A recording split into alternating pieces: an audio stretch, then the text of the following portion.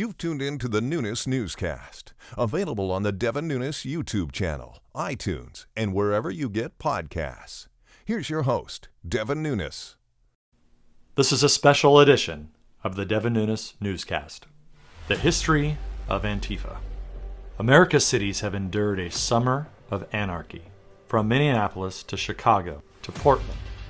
Radical leftists have burned, looted, and rioted while protected by Democrat mayors and governors. The vanguard of these lawless rioters is Antifa, a group of left-wing extremists who attack their political opponents and police officers to advance their socialist agenda.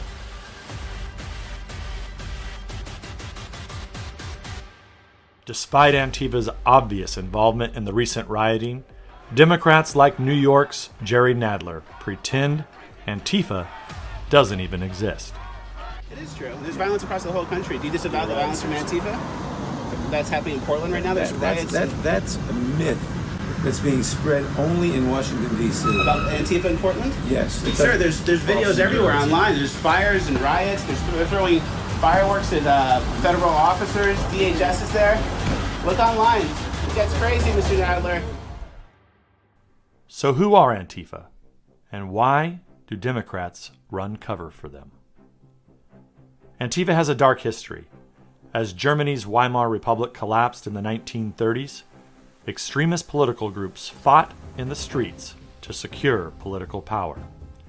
One of the primary combatants was the Communist Party of Germany, which founded a street fighting unit called Anti-Fascist Action. That's right. Antifa was the communist paramilitary street gang. After World War II, Antifa found new life in the United States punk music scene in the late 80s and 90s, under the pretense of fighting neo-Nazis and white supremacy. These punk music bands joined with some young communist revolutionaries tied to the domestic terror group Weather Underground to form Anti-Racist Action, or the ARA. The ARA has deep ties to other revolutionary communist groups, including the May 19th Communist Organization, which was home to various prominent domestic terrorists. The group committed numerous bombings and robberies and endorsed communist takeovers in Latin America.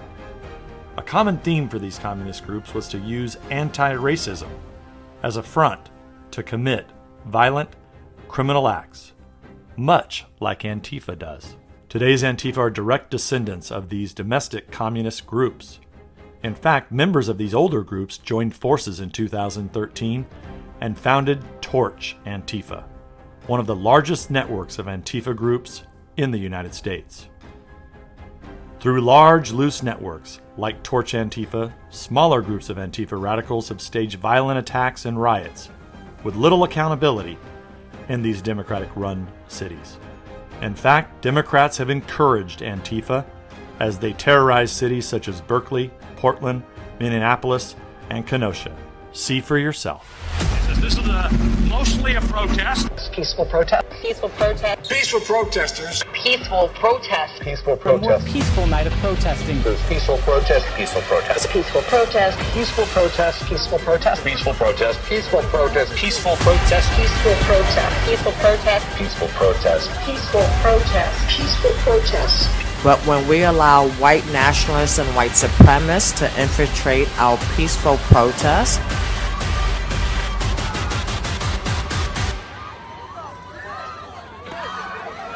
this is, I just don't even know why there aren't uprisings all over the country, and maybe there will be.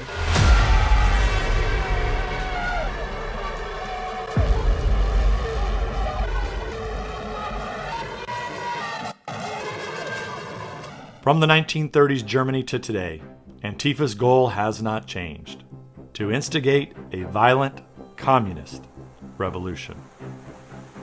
However, President Trump, Attorney General Barr, the FBI, and the Department of Homeland Security are working to bring an end to Antifa's control of the streets and restore law and order to our nation.